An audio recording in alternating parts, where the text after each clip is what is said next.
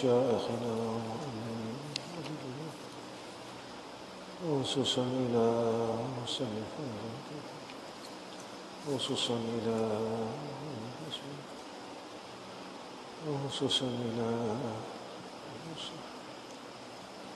الفاتحة. أعوذ بالله من الشيطان الرجيم. الحمد لله رب العالمين الرحمن الرحيم إياك نعبد وإياك نستعين صراط الذين أنعمت عليهم غير المغضوب. السلام عليكم ورحمة الله وبركاته.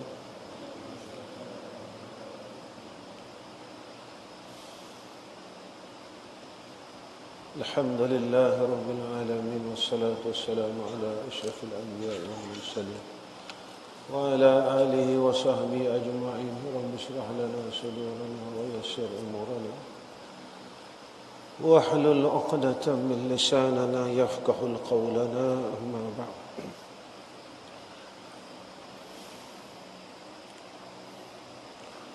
قال مصنف رحمه الله تعالى, dan setengah daripada membesarkan kitab yang wajib itu bahawa tiada menghancurkan ia akan kakinya kepada kitab itu. Jangan bukan menghancur, menghuncur maknanya menghulurkan ia. Kita letak kaki kita depan kitab, ya, jangan hulurkan kaki kita kepada kitab. Dan bahawa menghantar ia akan kitab-kitab tafsir di atasnya, sekalian kitab-kitab yang lain. Jadi kita ada kitab tafsir, kita tindankan dengan kitab lain, ya. Jadi kitab tafsir Quran ni letak atas, kerana membesarkan akan ilmu ni tadi. Kerana membesarkan akan dia, dan bahawa tiada menghantar ia atas kitab-kitab akan sesuatu yang lain. Dan adalah tuan guru kami Burhanuddin menghikayatkan ia daripada satu syekh daripada segala masyayikh, bahawasanya satu alim fiqh adalah ia menghantarkan jubul da'wat, yakni botol da'wat atas kitab. Dia ambil botol dakwat tu, botol dakwat kan, letak atas kitab, ya. Berkata ia baginya dengan lughah Farsiyah Birnai, lughah Farsiyah Burnayabi, ya. Dengan bahasa Farsi Burnayabi, apa kata? Tiada mendapat engkau akan manfaat daripada ilmu engkau. Dan satu hari ada satu orang alim, dia letak dakwat, botol dakwat atas kitab waktu dia nak tulis kitab tu. Lalu kata Syekh Burhanuddin, dia kata apa? Tak ada manfaat, kerana dia tidak membesarkan akan ilmu, ya. Sampai macam tu orang jaga ilmu, sampai macam tu, ya. Tu dia. Allahumma musta'an. Dan adalah tuan guru kami Al-Qadil Ajal Fakhrul Islam, yang masyhur dengan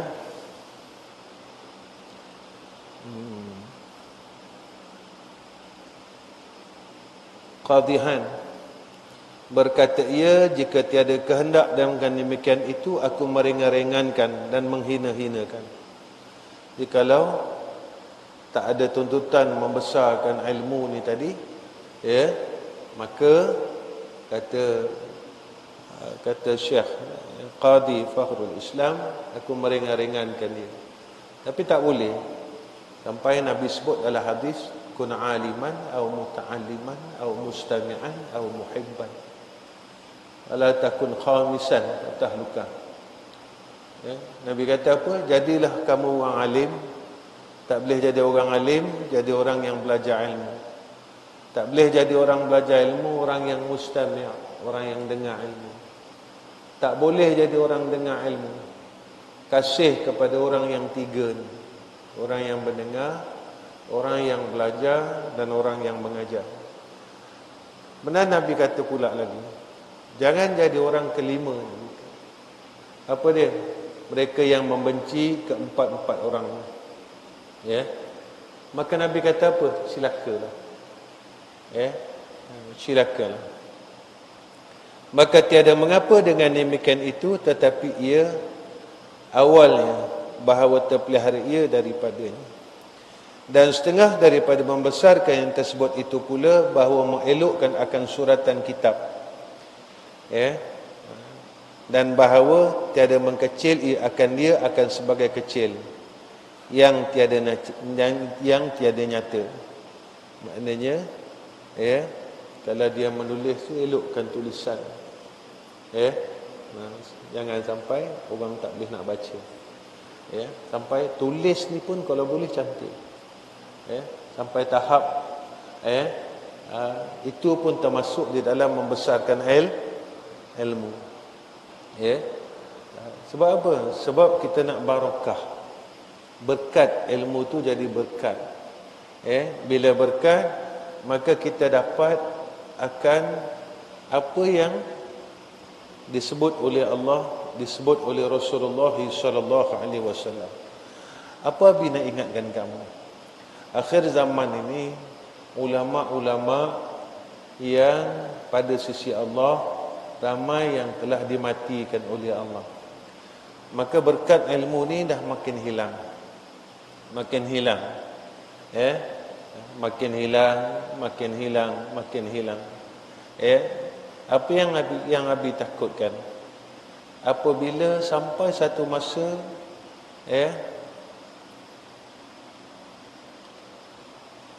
ketika hilangnya ilmu. Hilang ilmu ni macam mana? Hilang berkat ilmu. Hilang berkat ilmu ni tadi, semua orang bijak. Tetapi tidak ada ilmu pada tubuh zahirnya dan tubuh batinnya. Jadi orang semua boleh bercakap, tetapi tidak ada martabat pada sisi Allah. Seperti mana yang disebut oleh Rasulullah sallallahu alaihi wasallam. Besok akhir zaman apabila hampir qiyamah, qalilul ulama wa katsirul khutaba. Sedikit orang alim. Orang alim mula sikit. Dan wa katsirul khutaba, iaitu ramainya orang yang boleh berucap. Ulama ini ulama pada sisi Allah, yang Nabi sebut al-ulama warasatul anbiya. Al-ulama warasatul anbiya. Itu dia.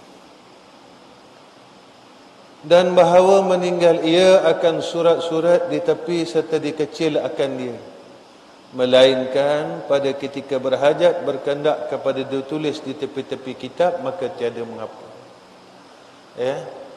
Dobit tepi kitab. Kalau berhajat dobit. Kalau tak berhajat dobit, tak payah dobit. Habis ada dua guru, ada dua, salah satu guru habis dia ni, satu guru habis ni dia tak bagi tulis kat tepi. Tapi satu guru habis ni dia kata suruh tulis. Dia suruh dobit. Jadi ketika kita belajar dengan dia yang tak bagi dobit tepi ni, tak boleh dobit. Kita kena dobit pada kertas yang lain. Kerana kita menghormati dan membesarkan akan pendapat guru kita. Tapi ketika kita belajar dengan guru yang membenarkan dobit tepi ni, ketika itu kita dobit. Sebab membesarkan akan pendapat guru yang satu lagi ni. Sampai tahap macam tu. Walaupun dia tak nampak kita dobit.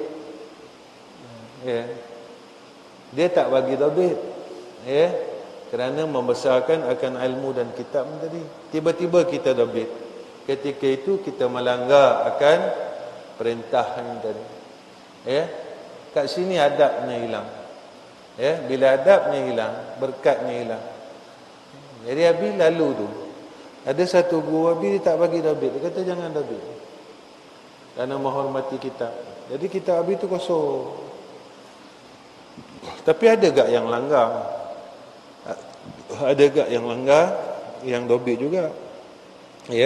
Walaupun guru kita tu tak bagi. Tapi ada guru kitab yang lain, bila ngaji kitab lain, guru kata kena dobit. Ketika itu dobit lah. Dia benarkan. Ni murid tu macam tu. Sebenarnya pada kita, kenapa Tok Guru tak bagi dobit? Jangan petikai. Sebab ilmu ni cahaya.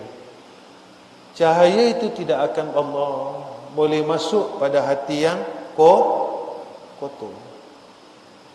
Hati seorang murid yang kotor, dia tak boleh masuk cahaya itu, cahaya ilmu.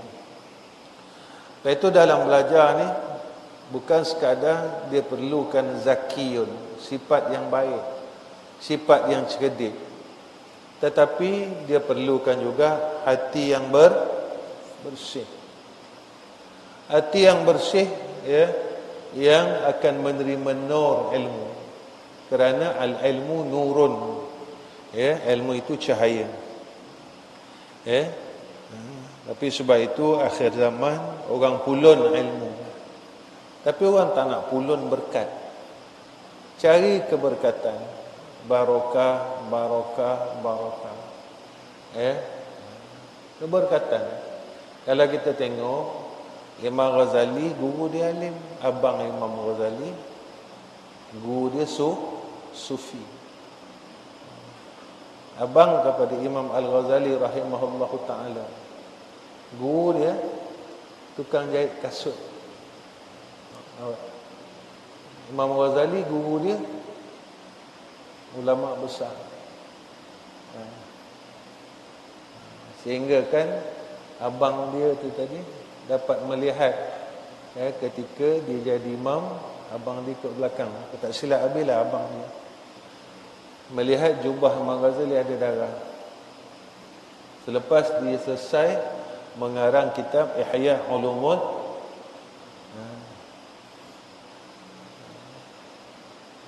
rupanya Imam Ghazali ada sedikit rasa ujub dalam diri. Lalu dia belajar. Abang dia kata pergi jumpa guru aku. Imam Ghazali pergi, tukang jahit kasut. Apa yang dia suruh Imam Ghazali buat? Takkan nak suruh ajar lagi bab mazmumah? Dia dah karang kitab. Imam Ghazali dah karang kitab Ihya. Jangan main-main kitab. Apa guru ni yang tukang kasut ni perintahkan kepada Imam Al-Ghazali rahimahullah ta'ala, cuci longkang. Cuci longkang. Guru dia kata cuci longkang. Imam Ghazali nak sensing dengan jubah. Maka guru dia kata apa? Bersihkan longkang dengan lengan-lengan jubah kamu. Itu ujub ni. Besar diri, heran diri. Hatta Imam Ghazali rahimahullahu ta'ala sendiri mujahadah, nak buang ujub, nak buang kibir. Kita siapa? Kita siapa? Yang kata kita dah selesai ujub, kita dah selesai sombong, kita dah selesai rasa diri itu baik. Hatta Imam Ghazali setelah menyelesaikan kitab Ihya Ulumuddin. Baik. Itu kita sentiasa mengharap pertolongan Allah, doa, mujahadah, usaha. Satu hari insya-Allah Allah angkat kita. Satu hari Allah pilih kita. Jika kita benar-benar mengharap akan rahmat Allah. Sebab pada Allah tidak ada yang mustahil. Tak ada mustahil pada Allah. Allah nak angkat ni tak ada mustahil. Macam ayat yang Allah sebut dalam Quran, ittaqullah wa yu'allimukumullah kan? Ayat tu kan. Tak silap lagi. Bertakwalah kepada Allah. Nescaya Allah akan ajarkan kepada kamu ilmu yang kamu tak tahu. Macam mana tu? Takut ya. Takut dengan Allah, Allah bagi ilmu. Jalannya macam mana? Tak tahu. Ya. Tapi yang diperintahkan oleh Allah apa dia? Takut. Kita boleh takutkan Allah. Ya. Takutkan Allah, Allah ajar kepada kita ilmu yang kita tidak tahu. Perintahnya apa? Perintahnya takut. Anugerahnya apa? Anugerahnya Allah nak angkatnya sekejap aja.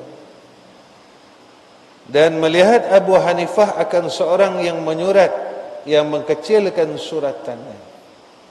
Maka berkata ia, jangan engkau mengkecilkan suratan engkau, kerana bahawasanya engkau, jika engkau hidup, nescaya sesal engkau. Dan jika engkau mati, nescaya dimaki akan engkau. Sebab apa? Bila tulis kecil-kecil, nanti bila dah tua tak boleh baca. Tiang bila kita hidup, kita sesal. Bila kita tulis tak cantik, nanti dah lama-lama kita sendiri pun tak boleh baca. Aku tulis apa ni maksud? Bila kita dah mati, orang tak boleh ambil manfaat. Lepas itu tulis dalam keadaan yang cantik dan besarkan tulisan sikit. Yakni memaki akan dikau oleh mereka yang membacanya. Dan jika hidup engkau dan jadi tua dan daif penglihatan mata, nescaya menyesal engkau atas perbuatan engkau itu. Kerana bahawasanya engkau tersakiti daripada membacanya pada waktu itu. Lepas itu tulisan ni kena baik, jaga elok. Dan dihikayatkan daripada Syekhul Imam Majduddin Asy-Syarhaki rahimahullahu ta'ala, bahawasanya berkata ia, barang yang mengkecil kami sesal kami, dan barang yang memilih kami sesal kami, dan barang yang tidak membanding kami sesal kami. Maksudnya suratan yang kami mengkecilkan akan dia jadi sesal kami atasnya, dan masa yang kami memilih akan dia dan menyimpan akan dia jadi sesal kami atasnya, kerana beberapa banyak dan banyak sangat yang kami berhajat kepada tafsil-tafsil. Bila dikecilkan, sesal. Simpan tu jadi sesal. Sebab jadi dah jadi susah. Dalam ilmu ni, kata orang yang bijak, dia buat satu perkara, dia melihat kepada masa yang akan datang. Ni orang bijak. Kalau aku tulis macam ni, nanti besok anak cucu aku tak boleh baca. Orang lain tak boleh baca. Jadi orang bijak, dia buat suatu perkara yang dia melihat akan perkara yang akan datang. Itu dia orang bijak. Jadi kalau dalam amalan pun macam tu, orang alim, dia kalau nak buat satu benda, dia nak buat satu benda, dia akan fikir apa yang akan berlaku kalau aku buat benda ni terjadi kepada umat akan datang. Kita orang dulu-dulu, dia kalau buat sesuatu, dia meringankan dan memudahkan masyarakat, dan dia menutup ruang fitnah itu. Sebab dia, orang ni berfikir, ulama' ni akalnya tajam. Ulama' ni akalnya tajam. Bukan dia nampak sekarang, tetapi dia memudahkan. Memudahkan. Itu yang Nabi sebut, kenapa orang dulu baca Yasin malam Jumaat. Walaupun tak disunatkan baca Yasin malam Jumaat khusus, tapi orang dulu dah nampak malam Jumaat ini malam yang disunatkan melakukan ibadah. Jadi dia letak Quran Yasin, satu surah yang tak pendek, yang tak panjang. Jadi setiap minggu orang boleh baca Quran. Setiap minggu, orang dulu setiap minggu satu kampung baca Quran. Hebat orang dulu. Walaupun tak 100%, mungkin 70% malam Jumaat orang akan datang masjid untuk baca Quran malam Jumaat.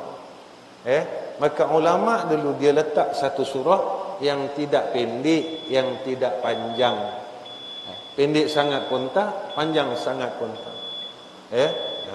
Kalau orang dulu, ulama dulu dia letak Al-Kahfi contohnya, kan?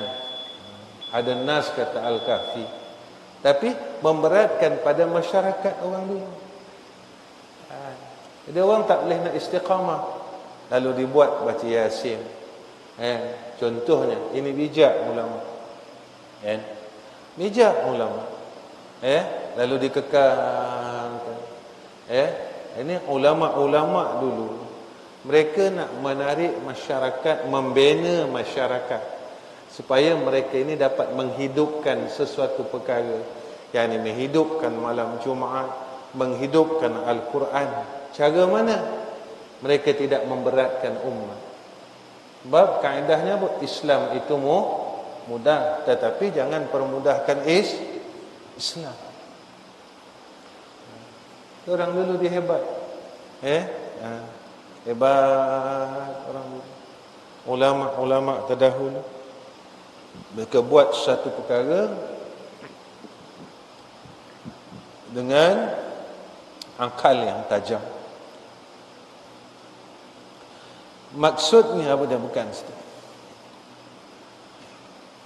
Dan masa yang kami memilih akan dia dan menyimpan akan dia, jadi sesal kami atasnya kerana beberapa banyak dan banyak sangat yang kami berhajat kepada tafsirnya.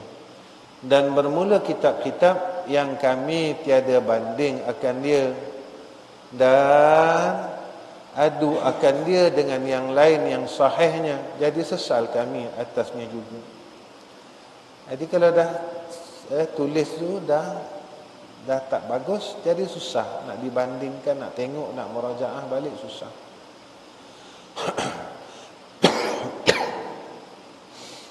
Kerana sekalian perkara itu semuanya memberi mudarat, cedera bagi mutalaah kami dan mencacatkan akan faham maksud-maksud kami. Dan sayugia bahawa adalah mengkerat akan kitab itu akan keratan 4 persegi. Kerana demikian itu keratan yang memilih akan ia oleh Abu Hanifah rahimahullahu ta'ala. Dan ialah terlebih mudah kepada mengangkat dan meletakkan mutalaah. Jadi kenapa kitab 4 segi? Itu pun ulama fikir. Kenapa tak dibuatnya 3 segi?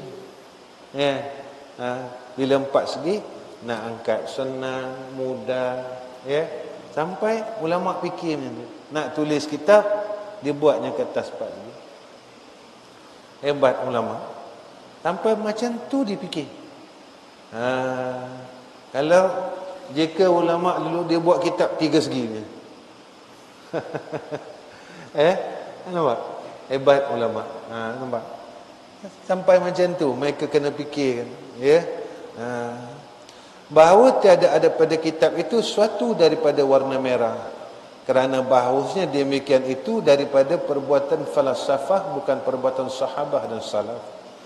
Dan setengah daripada masyayikh kami, mereka yang menghukum dengan makruh memakainya susunan yang merah. Mana tulisan dakwat merah pada kitab. Jadi ada ulama yang memakruhkan perkara itu. Kenapa pula? Sebab warna merah ni dia bila tulisan dia pandang. Pandang tu bila kita kan kitab ni kan kita tengok lama. Jadi dia boleh menyakiti mata. Pada tulisan. Tulisan bukan pada khusus pada warna merah. Faham tak? Tulisan pada tulisan warnanya merah itu, maka ulama sebahagiannya menghukumkan makruh. Bukan warna merah itu, faham tak? Nanti kan pakai baju merah makruh, jangan marah pula. Tulisan, kan? Tulisan, ya. Allah.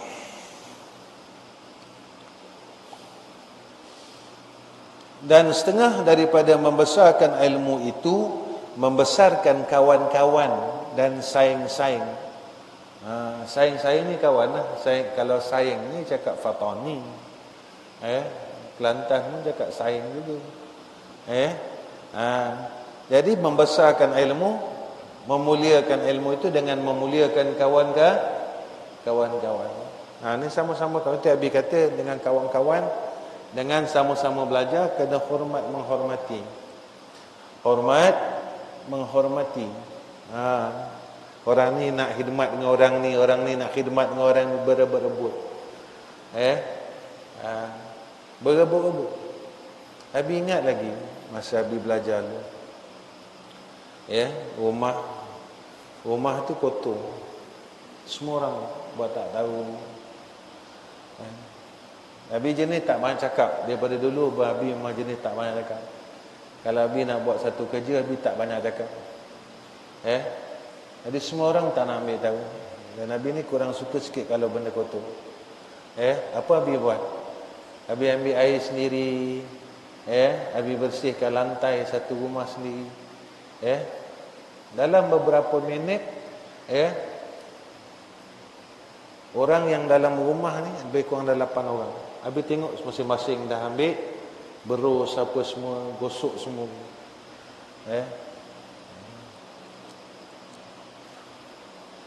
Ilmu ni dia melihat bukan kita ni asyik belajar sehingga kan kita punya suasana dan keadaan tempat tu, orang belajar ilmu ni dia tak boleh kotor sebenarnya. Dia tak boleh kotor. Tempat tidur tak boleh kotor. Tandas tak boleh kotor. Sebab dia melambangkan ahli ilmu. Betul, bila benda-benda ni bila kotor, tidak melambangkan bahawa kamu itu ahli ilmu. Tak melambang. Betul, bila pergi je madrasah, tengok tandas kok tak melambang. Walaupun kamu alim, walaupun kamu hafal Quran, Islam, ahli ilmu, dia ni bersih. Kenapa? Sebab ilmu tu cahaya. Orang yang ada ilmu bercahaya. Tetapi selalu tekankan pada kamu, tempat tidur jaga, asrama jaga, tandas kena bersih. Sebab itu melambangkan peribadi seorang yang ada ilmu. Tempat makan kena bersih, pakaian kena bersih, walaupun buruk. Kita tak disuruh pun hari-hari baju baru, tapi yang disuruh bersih, pakaian yang bersih. Sebab Islam itu ajar kita an-nazafatu minal iman. Bersih itu sebahagian daripada tuntutan iman. Tak payah baru, tapi bersih. Bersih. Bersih ni bukan zahir bersih. Zahir saja bersih tapi batin kotor.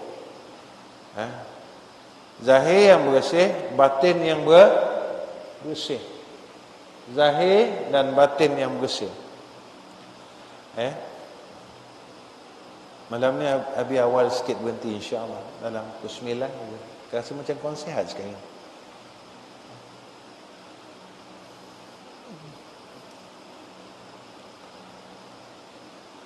Yang bersama-sama mereka itu pada menututi dan membaca-baca. Dan demikian juga sekalian murid-murid tuan guru itu.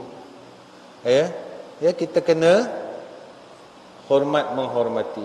Orang yang sama-sama mengaji dengan kita kena hormat, sama-sama hormat.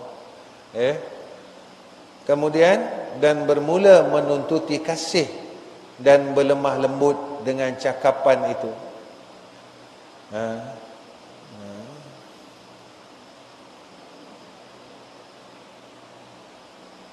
Dan bermula menuntuti kasih dan berlemah lembut dengan cakapan itu, dicelakan pada sekalian perbuatan-perbuatan dan sekalian kelakuan, melainkan pada menuntut ilmu. Kerana bahawasanya penuntut ilmu itu sayugia bahawa menuntut kasih dan melemah lembut ia dengan cakapannya daripada tuan gurunya dan kawan-kawannya, supaya dapat faham ia dan mengambil faedah ia daripada mereka itu. Jadi cakap kena jaga dengan kawan-kawan. Kataan apa? Bodoh, kataan kasar, jaga. Kataan perkataan tu jaga.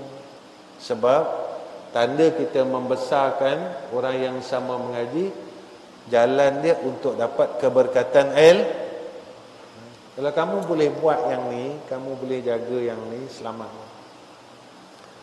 Selamatkan. Kamu berkat. Sama-sama kamu jaga. Nak buat senang ke susah? Nak jadi orang baik susah. Sebab itu bila kadang-kadang Abi dengar kamu cakap, Abi tak terus tegur kamu. Sebab tak ada semua orang tak buat silap. Tak semua orang, tak ada orang yang tak pernah buat tapi Allah paling sayang orang yang sedar dirinya silap. Jangan dia mempertahankan kesilapannya. Dia dah buat silap, kemudian dia pertahankan kesilapannya, walaupun pada sisi Allah dia silap. Manusia kadang-kadang yang silap itu dia rasa benar. Orang manusia ni perangai dia macam ni. Pada Allah silap tetap silap. Pada Allah haram tetap haram. Manusia kadang-kadang yang haram itu dia boleh kata tak haram, yang wajib itu dia boleh kata tak wajib. Tetapi kita tak nak pada pandangan manusia. Silap tetap silap. Saya cakap kasar tetap silap. Saya cakap bohong tetap silap. Sebab benda ini salah pada sisi Allah. Tapi ada orang cakap tak apa, saya bohong sunat. Bohong sunat tak apa. Bohong tetap bohong. Ada bohong yang dibolehkan. Apa dia dalam kitab tasawuf? Iaitu bohong kerana mendamaikan dua orang yang berkelahi, kerana nak menyatukan dia. Boleh. Itu boleh. Tapi kita bohong bukan nak damaikan orang, kita bohong tempat lain. Mana boleh sunat macam tu?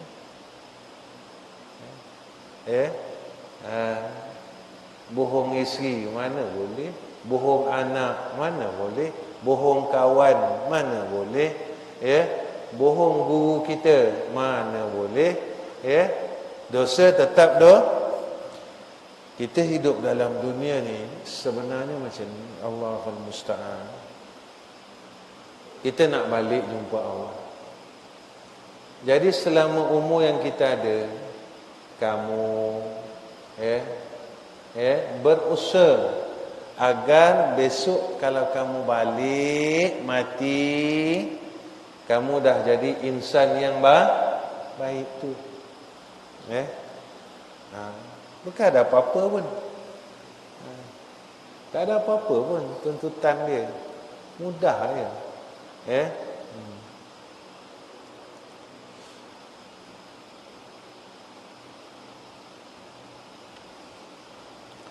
Dan sayugianya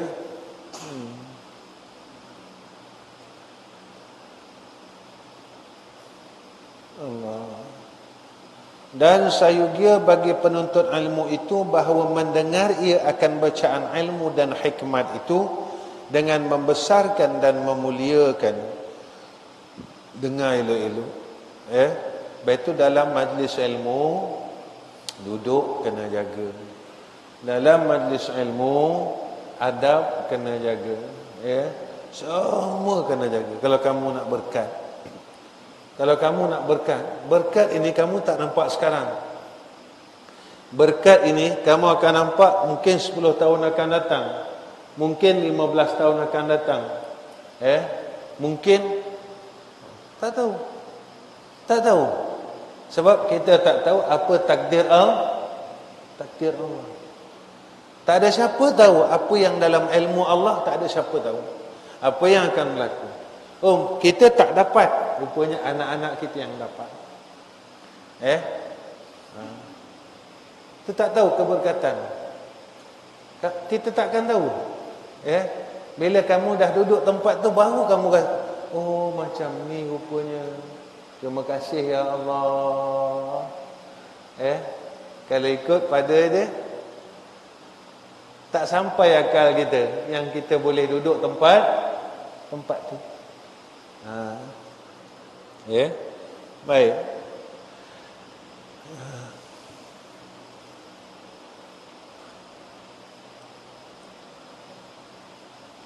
Allah nak pilih kita, tak kira siapa kita. Kamu pernah dengar cerita yang mana ketua perompak yang hendak merompak duit bekalan Syekh Abdul Qadir Jailani akhirnya menjadi kekasih Allah.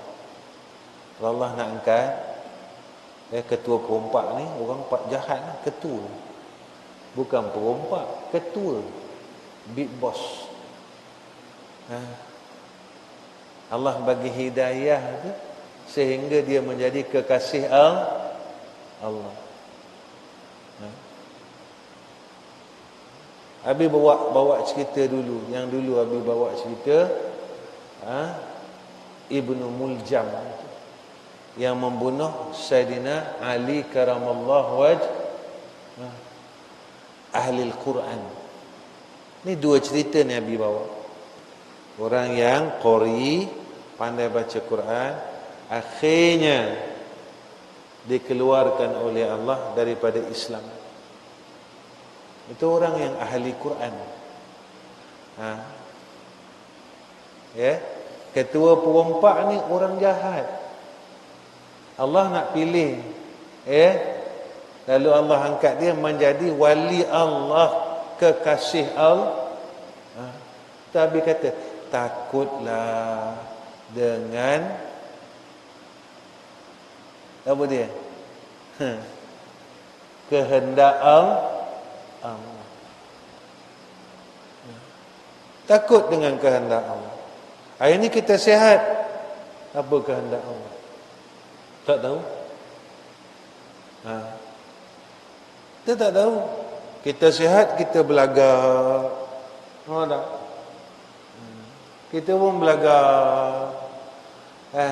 Tak tahu kehendak Allah, lalu kita sakit. Kita kaya, kita pun belagak. Lalu kita tak tahu kehendak Allah. Rupanya satu masa Allah jatuhkan kita muflis, miskin. Kita pangkat besar, kita pun belagak. Lalu Allah hilangkan pangkat kita, baru kita sedar. Sebab kita tak tahu apa kehendak Allah. Sekarang mungkin macam ni, kamu tak tahu apa yang akan berlaku pada kamu masa akan datang. Tapi kita harap, ya Allah, ya Allah. Mudah-mudahan Allah angkat kita jadi orang saleh, jadi orang alim yang Allah sayang. Bukan manusia sayang. Bukan manusia sayang. Bukan hendak manusia sayang, tapi yang kita hendak Allah sayang. Manusia sayang. baik. Habis bagi contoh. Orang sayang kamu dekat sini. Nama tak? Contohlah. Habis bagi contoh. Kamu pun rapatlah dengan, kata kamu rapat dengan apa, Pak Usuk tu. Pak Usuk sayang kamu. Kan? Ya, kamu petang-petang pergi dapat air. Tapi bila kamu pergi ke Perak, Pak Usuk ada tak? Pak Usuk ada tak kat Perak? Ada tak? Tak ada, sebab Pak Usuk ada kat dalam hati. Tapi kalau Allah sayang, kamu pergi mana pun kamu dapat hak yang sama. Ini bezanya kasih sayang makhluk dengan kasih sayang manusia. Kasih sayang makhluk dengan kasih sayang Allah. Bila kamu dapat kasih sayang Allah, kemana pun kamu pijak, bumi ini jadi rahmah. Sebab orang yang dikasihi Allah dikasihi oleh sekalian makhluk. Tapi kalau kita cari kasih makhluk, di mana makhluk itu ada? Kita pergi tempat lain, makhluk tu tak ada. Jadi kita tak dapat kasih dia, sebab dia ada kat situ, dia tak ada kat tempat lah. Tapi kalau kita dapat kasih sayang Allah, Allah jadikan seluruh makhluk mengasihi. Pergilah mana pun, di mana pun kamu ada, maka di situlah adanya sifat Rahman dan Rahim Allah. Tapi selalu cakap benda yang sama. Macam kamu sebelum semayang, kamu selalu baca apa tu, apa tak boleh kata tu, kasidah. Cintakan apa tu? Apa dia tu? Cintakan bunga, bungakan layu. Cintakan apa dia? Manusia kan mati. Cintakan cintakan Rasul, cinta sejati, cintakan Allah kekal abadi. Kamu selalu ulang benda tu. Cintakan bunga, bungakan layu. Tak? Jangan sebut kat mulut. Jangan sebut kat mulut. Cintakan bunga, bungakan layu. Jangan sebut kat mulut, pegang. Cintakan manusia, manusiakan cintakan Rasul, cinta sejati, cintakan Allah kekal. Cari cinta yang kekal, kasih yang kekal, nikmat yang kekal. Adalah nikmat yang kekal, nikmat yang bila bersama Allah. Itu dia. Dah 9 lebih dah. Allah. Kata Mujahid, hikmah itu wallahu alam. Sampai sini ya. Malam ni sampai, insya-Allah kita jumpa malam esok. Malam esok. Hari ni hari apa ya? Habis tak ingatlah. Hari Ahad. Hari pun dah tak ingat. Ke habis dah nak mati ya? Hari tak ingat. Ya Allah, Allahumma musta'an. Jadi sebelum ditutup, dipesan sekali lagi, kita jaga hubungan kita dengan Allah, hubungan dengan makhluk, mengikut syari, kamu jadi orang baik. InsyaAllah. Boleh? Boleh tak? Boleh tak? Boleh, alhamdulillah. Jadi insan yang baik berusaha. Sebenarnya ayat faman kana yarju liqa'a rabbih, berharap ni dia ada cita-cita. Jangan kamu tak ada cita-cita langsung, tapi kata cita-cita azam, ya Allah muliakan kami. Itu habis suruh kamu doa dengan doa yang Habib minta kamu baca. Ya Allah, tutuplah kehinaan kami dengan kemuliaan. Jadi kita minta kemuliaan, Allah muliakan kita. Kan Nabi minta kamu baca doa yang 3 serangkai. Tutup segala aib-aib kami dunia akhirat dengan keelokanmu. Tutuplah kejahilan kami dan kebodohan kami dengan ilmu. Tutuplah segala kehinaan kami dengan kemuliaan. Supaya kita dapat kemuliaan hakiki. Pengetahuan hakiki, pengetahuan yang pada sisi Allah. Ilmu pada sisi Allah. Allah angkat bodoh kita, Allah tutup dengan ilmunya, iaitu kita jika mana diangkat sebagai ahli ilmu pada sisi Allah. Allah tutup aib-aib kita dunia akhirat. Kalau Allah buka aib kita, habis itu. Sebab kita jahat. Dunia Allah tutup. Kita Habib kata jangan korek aib orang lain, sebab Allah dah tutup. Betul kita mengadu dengan Allah. Boleh Bob? Boleh. Kita buat salah, malam-malam kita ngadu dengan Allah. Ya Allah, contoh Bob, Bob. Ya Allah, Bob ada buat salah, ya Allah. Sebut nama, boleh tak masalah. Kamu bangun tengah malam, kamu terjaga. Kedua tu kamu terjaga, kan? Angkat tangan terus. Angkat tangan, minta doa. Lepas tu tidur balik. Tidur balik. Sebab ketika itu doa dipanggil waktu doa mustajab. Baik. Wa akhirul kalam, assalamualaikum warahmatullahi wabarakatuh. Bismillahirrahmanirrahim. Alhamdulillahirabbil alamin. Wassalatu wassalamu ala asyrafil anbiya'i wal mursalin wa ala alihi washabbihi ajma'in.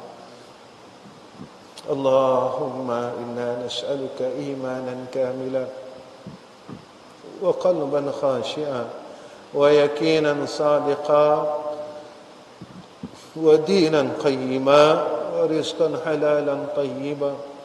اللهم تب علينا قبل الموت وارحمنا عند الموت ولا تعذبنا بعد الموت. يا خالق الموت ويا سامع الصوت احفظنا من الآفات والآهات والعقوبات برحمتك يا أرحم الراحمين. اللهم جملنا بالعافية والسلامة وهككنا بالتقوى والاستقامة وأعذنا من موجبات الندامة إنك السميع الدعاء. اللهم إليك نشكو وإياك نرجو أن تدفع عنا البلاء والوباء والفتان والمهان ما ظهر منها وما بطن يا أرحم الراحمين يا مجيب السائلين. وصلى الله على سيدنا محمد وعلى آله وصحبه وبارك وسلم والحمد لله رب العالمين. تقبل الله منا.